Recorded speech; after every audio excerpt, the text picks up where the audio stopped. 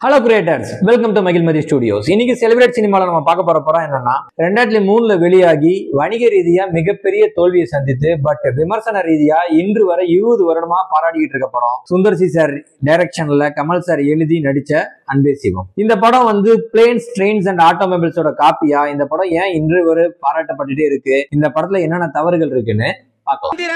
சந்திரன் வந்தது இந்த சினிமா தான், இங்க எம்ஜிஆர் வந்தது, என்டிஆர் வந்தது இந்த சினிமா. அன்பே சிவம் படம் எதை பத்தி பெருசா பேசுச்சு அப்படின்னா 3 முக்கியமான விஷயங்களை தொட்டுட்டு வந்துச்சு. 4வதும் ஒண்ணு இருக்கு, அது நம்ம டிஸ்கஸ் பண்ணுவோம். முக்கியமான 3ல முதல் விஷயமா என்னது அப்படின்னா கம்யூனிசம் பத்தி இந்த படம் ரொம்ப ஆழமா அழுத்தமா பேசியிருக்கோம். முதலாளித்துவத்துக்கு எதிரான கருத்துக்களை படம் முழுக்க கிட்டத்தட்ட முக்காவாசி படம் அதை பத்தி ரொம்ப அழுத்தமாவே பேசியிருப்பாரு. ஆனா அதுக்கேற்ற மாதிரி opposite character Madhavan sir character capitalism support பண்ற மாதிரியும் கமல் சாரோட கேரக்டர் கம்யூனிசத்துக்கு சப்போர்ட் பண்ற மாதிரி தான் எழுதியிருப்பாங்க. அவங்களோட பெரிய டிராவல் தான் இந்த படம் முழுக்க வரும். 2வது ரேஷனலிசம், பகுத்தறிவை பத்தி இந்த படத்துல நிறைய விஷயம் டிஸ்கஸ் பண்ணிருப்பாங்க. ஆக்சுவலா டைட்டிலே அன்பே சிவம் அப்படிங்கிறது ரேஷனலிசம் சம்பந்தப்பட்ட டைட்டில். ஏன்னா நமக்கு இந்த படத்தோட கடைசி பகுதிகள் அப்படி வரும்போது கிட்டத்தட்ட ஒரு கடைசியா ஒரு 1/2 hour 45 minutes வந்து அவங்க வந்து கம்யூனிசம் தாண்டி ரேஷனலிசம் பத்தி ரொம்ப டிஸ்கஸ் பண்ணிருப்பாங்க. சோ அது கடைசியா கிளைமேக்ஸ் கிட்ட அந்த பார்ட் வச்சதுனால நமக்கு அது ரொம்ப மனசுல பதிஞ்சிருச்சு. 3வது பிரதர்ஹுட், சகோதரத்துவ பத்தி இந்த படம் நிறைய பேசிச்சு. மாதவனுக்கும் கமல் சாருக்கும் உள்ள சகோதரத்துவம் வந்து ஃபர்ஸ்ட் ஆரம்பிக்கும் போது ஆல்மோஸ்ட் அவரை முதல் பார்வையில அவர் ஒரு பயங்கரவாதி, தீவிரவாதிங்கிற பார்வையில பார்த்துட்டு கடைசியா சொந்த அண்ணனாவே அவர் ஏத்துக்கிற ரெஞ்சுக்கு அந்த டிரான்ஸ்பர்மேஷன் நடந்திருக்கும் படம் முழுக்க. அது ரொம்ப அருமையா இருக்கும். 4வதா காதலை பத்தியும் பேசியிருப்பாரு. இந்த 3 தாண்டி டைம் கிடைக்கும் போது ஸ்கிரீன் பிளே அங்கங்க திரிஞ்சிருப்பாரு. பட் அதுவும் நல்லா இருக்கும். அன்பே சிவம் படம் அப்படின்னு வந்ததுக்கு அப்புறம் நமக்கு மைண்ட்ல வரப்போறதே கமல் சாரோட அப்பியரன்ஸ் தான், வேற எதுவுமே மைண்ட்ல வராது. அன்பே சிவம்னா கமல் சார் எப்படி இருப்பாரு, அதாவது ஆக்சுவலா டிராமாக்கு அப்புறம், அது ஆக்சிடென்ட்டுக்கு அப்புறம் எப்படி இருப்பாரு அப்படிங்கறத மைண்ட்ல வரும். அது பெரிய டீடைல்டா இருக்கும். அதுல ஒன்னு நம்ம மனசுல பதிஞ்சிருக்கும். அவரோட கண்ணாடியா இருக்கட்டும், அவரோட மூஞ்சில இருக்க தழும்புகளா இருக்கட்டும், அவர் அந்த பேசும்போது இழுத்து இழுத்து பேசுற விதமா இருக்கட்டும், இதெல்லாம் நம்ம மனசுல ஆழமா பதிஞ்சிருக்கும். பட் இதுக்கு நடுவுல ரொம்ப மனசுக்கு நிறைவா இருந்தது என்ன அப்படின்னா அவர் வந்து ஒரு கையை செயலிழந்திருப்பாரு. அது எந்த கை அப்படின்னா வலது கை. வலது கை வந்து அவர் செயலிழந்திருப்பாரு. லெஃப்ட் ஹேண்ட் மட்டும் தான் யூஸ் பண்ணுவாரு. எடுத்த முதல் சீன்ல கூட ஒரு டைலாக் சொல்றாரு, I M A left hander, is it okay அப்படிங்கிற மாதிரி. இது வந்து அந்த வலதுசாரி இடதுசாரிங்கிற கான்செப்ட்ல இருந்தா எடுத்திருப்பாரு. ஆனா அவர் முழுக்க முழுக்க கம்யூனிஸ்ட். வலதுசாரி அப்படிங்கிறது கேபிட்டலிசம் சம்பந்தப்பட்டது, இடதுசாரி அப்படிங்கிறது கம்யூனிசம் சம்பந்தப்பட்டது. அது வந்ததுக்கான பெயர் காரணம் என்னவா இருந்தாலும் அதனாலதான் அவர் வந்து அவரோட வலது கையை வந்து யூஸே பண்ணாம லெஃப்ட் ஹேண்டா யூஸ் பண்ணதாவே நான் பாக்குறேன். இந்த டீடைலுக்கே நம்ம 100 மார்க்ஸ் கொடுக்குற அளவுக்கு இருக்கும். இது இல்லாம நிறைய விஷயங்கள் இருக்கும். அவரோட சட்டை, இந்த படத்துல வந்து ஹீரோ ஹீரோயின்ஸோட ட்ரெஸ் கலர்ஸ் வந்து ரொம்ப அழகா ஹேண்டில் பண்ணிருப்பாங்க. கிட்டத்தட்ட கமல் சாரோட ட்ரெஸ் கலர்ஸ் வந்து ரொம்ப டார்க் ஷேட்ஸ்ல blacks, maroons and red, maroon and red கலர்ல எடுத்து ஹேண்டில் பண்ணிருப்பாங்க. அவரோட ஐடியாலஜியே ரேஷனலிசமும் கம்யூனிசமும் அப்படிங்கறத அவரோட ட்ரெஸ் கலர்ஸ்லயே காட்டியிருப்பாங்க. அதுக்கப்புறம் இந்த கிரண் மேமோட ட்ரெஸ்ல எனக்கு இருக்க டீடைல் ரொம்ப பிடிச்சிருந்துச்சு. ஆக்சுவலா அவங்க ஃபர்ஸ்ட் கமல் சாரை பத்தி வீதி நாடகத்துல சந்திக்கும் போது அவரை பத்தி போலீஸ்ல கம்ப்ளைண்ட் பண்ணும் போது அவங்க போட்டுட்டு இருந்த ட்ரெஸ் ஒயிட்ல இருக்கும். அதுக்கப்புறம் கமல் சார் மேல காதல் வந்தோன்னா ஒரு பிளாக் ட்ரெஸ்க்கு மாத்துவாங்க. அதுக்கப்புறம் மறுபடியும் நாசர் சார் கிட்ட வந்து காதலை மறைத்து கமல் சாரை பத்தி ஒரு பொய் சொல்லி ஒரு வாய்ப்பு வாங்கி கொடுப்பாங்க ஓவியம் வரையறதுக்கு. அப்போ அவங்க போட்டுட்டு இருந்த ட்ரெஸ் ஒயிட்டா இருக்கும். அதுக்கப்புறம் ஒரு காதல் டூயட் சாங் வரும், அதுல அவங்க போட்டுட்டு இருந்த ட்ரெஸ் பிளாக்கா இருக்கும். கமல் சாரோட அவங்க இருக்கிற போது, அவங்க மீது காதல் உள்ள போது ஒரு ட்ரெஸ் கோடும், நாசர் சார் கிட்ட போகும்போதோ நடிக்கும் போது ஒரு ட்ரெஸ் கோடுங்கிற மாதிரி ஹேண்டில் பண்ணிருப்பாங்க. இப்போ கிளைமேக்ஸ்ல கிரண் மேம் வந்து நாசர் சார் சைடா கமல் சார் சைடா அப்படிங்கிறது ஒரு டீடைல் இருக்கும். அது அவங்களோட ட்ரெஸ் இருக்கும். கிளைமேக்ஸ்ல அவங்க கல்யாணத்தப்போ ஒரு ட்ரெஸ் இருக்கும். ட்ரெஸ் கலர் வந்து என்ன அப்படிங்கிறது நீங்க கெஸ் பண்ணிட்டீங்க. படம் பார்க்காம நிறைய வாட்டி படம் பார்த்திருப்பீங்க. அத இப்போ இந்த அவங்களோட கோடை வச்சு கெஸ் பண்ணிட்டீங்க அப்படின்னா கமெண்ட் பண்ணுங்க. அவ்வளவு சூப்பரா இருக்கும் அந்த டீடைல். அது இல்லாம ஒரு சீன்ல வந்து ஒரு ஹோட்டல் சீன் வந்து 2 பேரும், மாதவன் பெட் மேல படுத்திருப்பாரு, கமல் சார் கீழே படுத்திருப்பாரு. அந்த சீனை பாத்தீங்கன்னா அந்த சீன்ல அவரோட வலது கால் கட்ட விரல், அவருக்கு நடுவுலயே ஒரு விஷயம் சொல்லுவாங்க, ஷூ வந்து எனக்கு வந்து ஒரு சைட்ல ஹீல்ஸ் அதிகமா இருக்கும், இது ஸ்பெஷலி மேட் அப்படிங்கிற மாதிரி. அது நம்ம வந்து ஒரே ஒரு சீன்ல அந்த ஹோட்டல் சீன்ல மட்டும் அவர் படுத்துக்கிட்டு இருக்கும் போது அவரோட வலது கால் கட்ட விரலை மட்டும் மேல தூக்கிட்டு மற்ற விரல்களை கீழே தள்ளிட்டு அவர் வந்து ரொம்ப டைட்டா வச்சு அந்த சீன் நடிச்சிருப்பாரு. அந்த அளவுக்கு ஒரு சின்ன விஷயத்த அந்த ஒரு சீன்ல மட்டும்தான் அவரோட கால் தெரிஞ்சிருக்கும் ஒட்டுமொத்த படத்துலயும். அதை யாரும் நோட் பண்ணுவாங்களான்னு தெரியல. பட் அவரு அழகா நோட் பண்ணி அதை பெர்ஃபார்ம் பண்ணிருப்பாரு. இதுக்கெல்லாம் என்ன சொல்றதுனே தெரியல. ஆல்ரெடி 100 மார்க் வாங்கிட்ட கமல் சார் கிட்ட எத்தனை மார்க் கொடுக்க முடியும்? இதுக்கப்புறம் ஒரு டீடைல் என்ன அப்படின்னா அந்த அவரோட டிராமாக்கு அப்புறம் அவரோட பற்களை மாத்திருப்பாங்க. அவரோட பற்களோட கலரே மாறி இருக்கும், அவரோட பற்களோட ஸ்ட்ரக்சர்ஸ் மாறி இருக்கும். இதெல்லாம் எப்படி அவங்க மாத்தி பிலிம் எடுத்தாங்கன்னே தெரியாது. ஏன்னா பல்லு அப்படின்னு அப்படின்னா ஒரு செட்டு வைக்கணும், அது நமக்கு வெளியே தெரியும். ஆனா ஆக்சிடென்ட்டுக்கு முன்னாடி அவரோட பற்கள் வந்து எப்படி இருக்கும், ஆக்சிடென்ட்டுக்கு அப்புறம் அவரோட பற்கள் வந்து ரொம்ப மஞ்சளா ஸ்ட்ரக்சரே இல்லாம இந்த பல் இந்த பக்கத்து இந்த பல் இந்த பக்கத்து மாதிரி வச்சு நடிச்சிருப்பாரு. ஏன் இந்த படம் பாராட்டப்பட்டுட்டே வருதுங்கிறதுக்கு இதுவும் ஒரு காரணம்.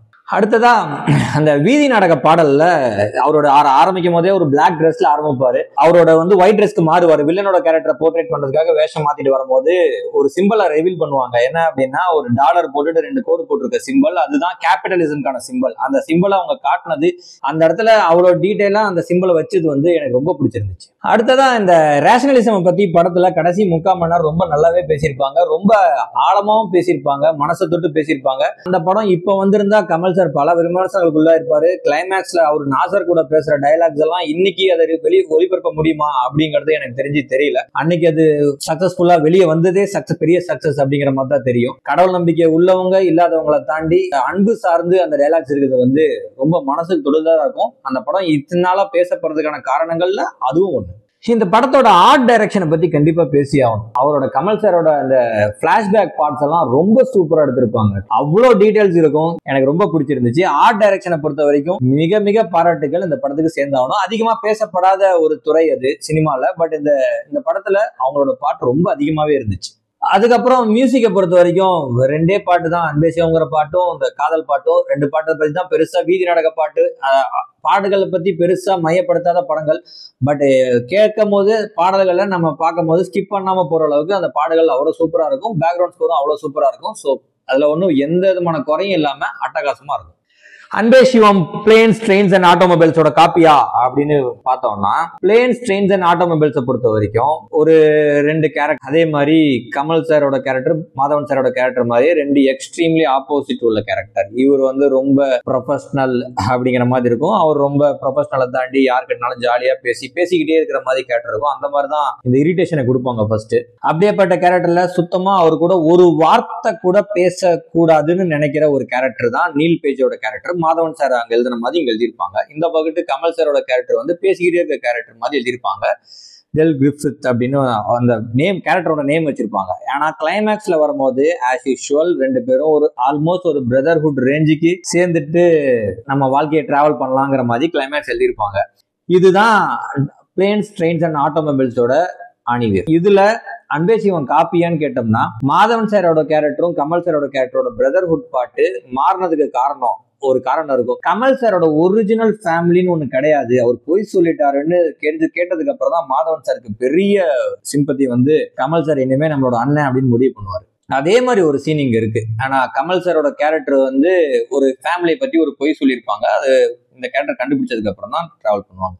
ஸோ இந்த ஒரு பார்ட் மட்டும் எனக்கு வந்து ஸ்கிரீன் பிளே வைஸே சிமிலரா தெரிஞ்சது. அது இல்லாம பிளைன் கேன்சல் ஆனப்ப ஃபிளட் வந்தது, ஜேர்னிஸ்ல மாதவன் சாரோட பர்ஸை ஒருத்தன் பிக் பாயிண்ட் அடிச்ச மாதிரி அங்க வந்து ரூம்குள்ளேயே ஒருத்தன் வந்து திருடிட்டு போறது, 2 பேரும் ரூமை ஷேர் பண்றது, கமல் சாருக்கு கிடைச்ச ரூமை ஷேர் பண்ற மாதிரி இங்கேயும் அந்த கிடைச்ச ரூமை ஷேர் பண்றது அப்படிங்கிற மாதிரி ஒரு சின்ன விஷயங்கள் எல்லாமே இங்க மாதவன் சார் வந்து கேபிட்டலிசம் ஐடியாலஜில கியூஸ் எல்லாம் ஸ்கிப் பண்ண விரும்புவாரு. அதே மாதிரி ஐடியாலஜி உள்ள பர்சன் இங்க வச்சது, இந்த மாதிரி ஒரு சிமிலாரிட்டிஸ் எல்லாம் இருக்கு. பட் இது மட்டும் தான் அன்பே சிவமான்னு கேட்டா கண்டிப்பா கிடையாது. நாம இதுக்கு முன்னாடி டிஸ்கஸ் பண்ண மாதிரி அது பெரிய உலக சித்தாந்தங்களை பேசியிருக்கு. கம்யூனிசம் கேபிட்டலிஸ்டுக்கான போரை பத்தி பேசியிருக்கு. இப்பவும் மூட நம்பிக்கைகளுக்கு எதிரான கடவுள் பேரை சொல்லி மூட நம்பிக்கைகளை பண்றவங்களை பத்தி, அதை தாண்டி அன்புதான் முக்கியங்கிறத பத்தி பேசியிருக்கு. ஸோ நிறைய விஷயங்களை டிஸ்கஸ் பண்ணியிருக்கு இந்த அன்பே சிவம் படம். எனக்கு தெரிஞ்சு இந்த ஸ்கிரீன் பிளே அடாப்டேஷனும் கேரக்டர் இன்ஸ்பிரேஷனும் ரெண்டுமே இன்ஸ்பயர் பண்ணி இது எழுதுன மாதிரி தான் இருக்கு. பிளாஷ்பேக்கை பத்திலாம் இங்க இருக்க பிளாஷ்பேக் ரொம்ப ஆழமா இருக்கும், அங்க பிளாஷ்பேக்கே கிடையாது. அந்த படம் ரொம்ப சின்ன படம், பிரதர்ஹுட் பத்தின படம், அவ்வளவுதான். பிரதர்ஹுட் டிரான்ஸ்பர் ஆனதும் இந்த சின்ன மணி ஸ்டீல் பிக் பாக்கெட்ஸை பத்தினது மட்டும்தான் அந்த இடத்துல இருக்கே தவிர, மற்றபடி எனக்கு தெரிஞ்ச அன்பே சிவம் இன்ஸ்பயர் பண்ணப்பட்ட அந்த படத்தை பார்த்து தான் இந்த படம் எழுதியிருக்காங்க. பட் அந்த படத்தை திருப்பி இந்த படத்துல எழுதல. நீங்க படத்தை பார்த்துட்டு சப்போஸ் உங்களுக்கு என்ன தோணுதோ நீங்க கமெண்ட் பண்ணுங்க. இந்த படத்துல என்னென்ன தவறுகள் இருக்கு, ஃபேக்சுவல் எரர் ஒண்ணு தெரியுது. காரணம் என்னன்னா, மாதவன் சாரோ வந்து கமல் சாரை ட்ரெயின்ல விட்டுட்டு ட்ரெயின் ஏறிடுவாரு. அங்க வந்து யூகி சேதுவை சந்திப்பாரு. அந்த சந்திப்பு வந்து ரொம்ப நெருக்கமா இருக்கும் மாதவன் சாருக்கும் யூகி சேதுக்கும். அப்படியேப்பட்ட கேரக்டர் கூட அவர் ரொம்ப நெருங்கி பழக ஆரம்பிப்பாரு. ஆனா அந்த கேரக்டர் வந்து கடைசியா ஒரு ட்ரிங்க் ஆஃபர் பண்ணுவாங்க. ட்ரிங்கோட பாட்டில் அவர் வாங்கிடுவாரு. யூகி சேது சார் ஆல்மோஸ்ட் சரக்க ஊத்த போயிடுவாரு. இந்த டைம்ல ஷார்ட் கட் பண்ணிடுவாங்க. உடனே விடிஞ்சிடும். விடிஞ்சதுக்கு அப்புறம் ட்ரெயின் திடீர்னு ஆக்சிடென்ட்ல இறங்கும்போது கமல் சாரை சந்திப்பாரு. இங்க பிளட் டொனேஷன் பண்ணணும்னு சொன்ன உடனே Kamal sir Madhavan sir recommend பண்ண ராகவன் சார் போய் பிளட் டொனேட் பண்ணிடுவாரு. பட் தண்ணி அடிச்சிருந்தா நம்ம 24 மணி நேரத்துக்கு பிளட் டொனேட் பண்ணக்கூடாது. இந்த மாதிரி ஒரு பெரிய ஃபேக்சுவல் எரர். மேபி இது அவங்க கண்டுபிடிச்சுதான் அந்த யூகி சேது மாதவன் சார் சீனை பாதியிலே நிறுத்திருப்பாங்களோ, இதுக்கு முன்னாடி அவங்க சரக்கடிக்கிற சீன் இருந்துச்சோ அப்படின்னு எனக்கு தோணுது. மேபி இந்த ஃபேக்சுவல் எரர் கண்டுபிடிச்சா பண்ணிருப்பாங்க. பட் ஆல்மோஸ்ட் அவங்க அடிச்ச மாதிரி தான் ஆடியன்ஸை நம்ப வச்சிருப்பாங்க. நம்ப வச்சதுக்கு அப்புறம் நீங்க ஒரு பையனுக்கு பிளட் கொடுத்து அந்த பையன் இறந்துருப்பான். ஸோ இந்த மாதிரி ஒரு பெரிய ஃபேக்சுவல் எரர் இங்க இருந்தது. அதுவும் கிட்டத்தட்ட இன்னும் ஒரு 30 வருஷம் கொண்டாட போற படத்துல இருக்கிறது ரொம்ப தப்பா தெரிஞ்சது. இன்னொன்னு மெயினா சொல்றது கேபிட்டலிசம்க்கும் கம்யூனிசம்க்கும் இருக்கான போரை பத்தி தான் இன்னமும் டிஸ்கஸ் பண்ணிட்டே இருக்காங்க. பட் அப்படியாப்பட்ட படத்துல ஒரு பெரிய கூல்ட்ரிங்க்ஸ் கம்பெனியோட பேனரை படம் முழுக்க ப்ரொமோட் பண்ண மாதிரி அங்கங்க வச்சது அந்த படம் பேச வந்ததையே அதுக்கு எதிரான பின்னாடி டிஸ்பிளேஸ் இருந்தது அவ்வளவு கரெக்டா எனக்கு தெரியல. இதுதான். பட் படத்தோட ஃபிளாப்புக்கான காரணங்கள் என்ன வேணா இருக்கலாம். அதோட தேதிகளா இருக்கலாம், கூட வந்த படங்களா இருக்கலாம், அன்றைய மக்களோட புரிதலா இருக்கலாம். இதுதான் அன்பே சிவம்ல இருந்த டீடைல்ஸ். இன்னமும் இந்த படங்கள் கண்டிப்பா பேசப்படும். அதுக்கான காரணம் என்னன்னா, இன்னும் 50 வருஷத்துக்கு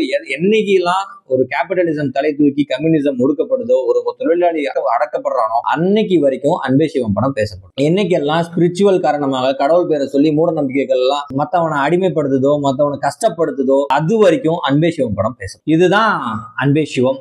இந்த படத்தை நம்ம இது வரைக்கும் எவ்வளவு டீடைல் பண்ண முடியுமோ பண்ணியாச்சு. இதுக்கப்புறமும் டீடைல் தெரிஞ்சா நம்ம இன்னொரு பாட்டு எப்பயாவது நம்ம போடுவோம். இன்னொரு நல்ல படத்தோட நான் உங்களை சந்திக்கிறேன். சந்திரன் வந்தது இந்த சினிமா தான். இங்க எம்ஜிஆர் வந்தது, என்டிஆர் வந்தது இந்த